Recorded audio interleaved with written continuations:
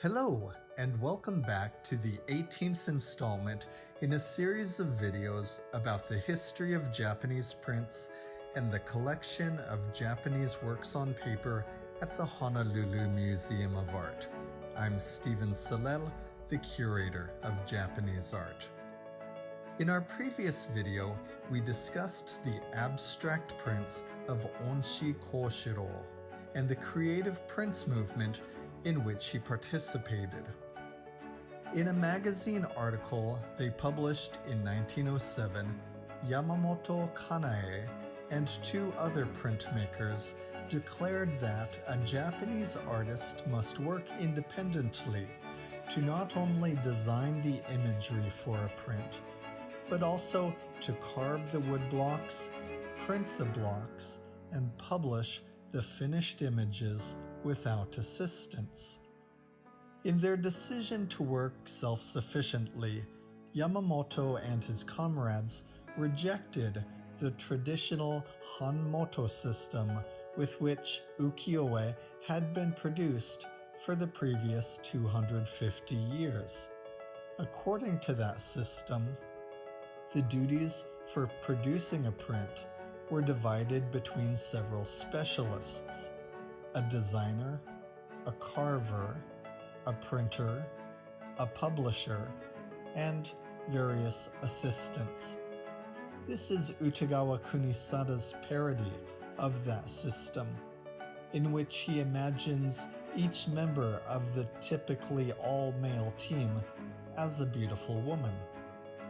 When Yamamoto, Onshi, and others advocated the abandonment of this working method, not surprisingly, many carvers, printers, and publishers who were highly aware of the system's benefits and whose livelihoods depended upon its continuation vehemently disagreed.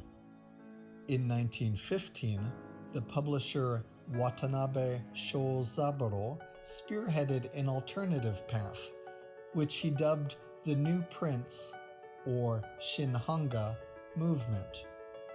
While maintaining the hanmoto system, he proclaimed, Japanese printmakers would modernize their imagery through the incorporation of Western art techniques such as linear perspective and chiaroscuro.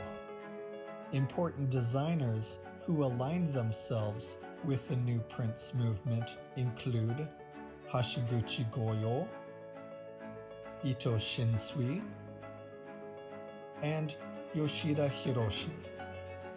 This video focuses upon the landscape artist Kawase Hasui, who is by far the most well-known designer of new prints. In particular, we will consider his Nocturnes, a theme that he pursued consistently throughout his career. In a recent video, we discussed Meiji-era designers such as Kobayashi Kiyochika, who, in response to the recent introduction of gas and electric lighting, depicted landscapes that were partly illuminated in those ways. In his own prints, Hasui continued to explore this subject. The style of Hasui's prints is strongly reminiscent of hiroshige, the use of evocative lighting, and the depiction of deep space that we find in the 8 Views of Omi, for example, is equally evident in Hasui's prints from as early as 1920. Watanabe Shozaburo, who dictated many of the formal decisions in the production of Hasui's prints, was an ardent fan of hiroshige.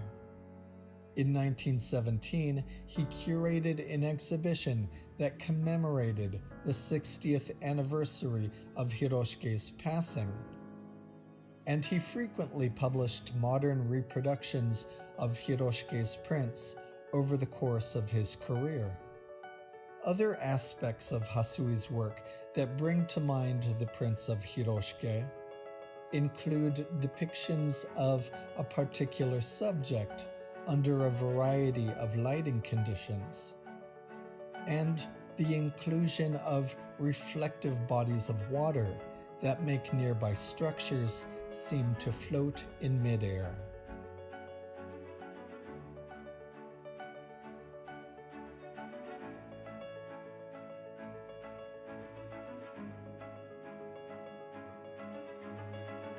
In his winter scenes, likewise, the snow appears to be not only reflective, but radiant. A pictorial device that again calls to mind the Prince of Hiroshige.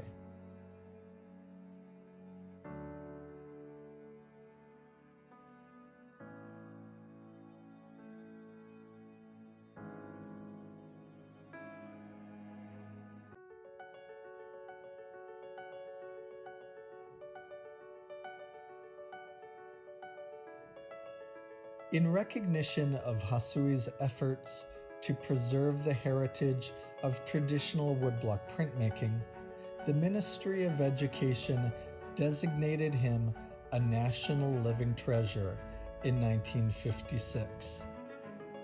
Since the Meiji period, however, most art enthusiasts in Japan expressed a strong preference for artwork that exuded a sense of modernity. And as with ukiyo-e, shinhanga was frequently dismissed within Japan as anachronistic. Watanabe Shozaburo's most reliable audience consisted of foreign collectors, and so throughout his career, he sold most of Hasui's prints to Americans and Europeans. Like the way in which, at the time they were produced, Hiroshige's views of the Tokaido Highway offered Japanese nationals an opportunity to see the natural wonders of their country without the financial and logistic inconveniences of domestic travel. Shinhanga prints offer foreigners an idealized view of the Japanese landscape and its people.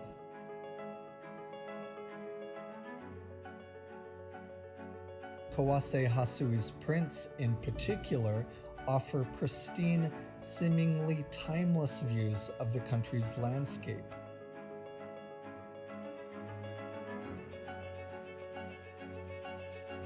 At the same time, the Western, realist techniques with which the scenes are painstakingly rendered make them very modern as well.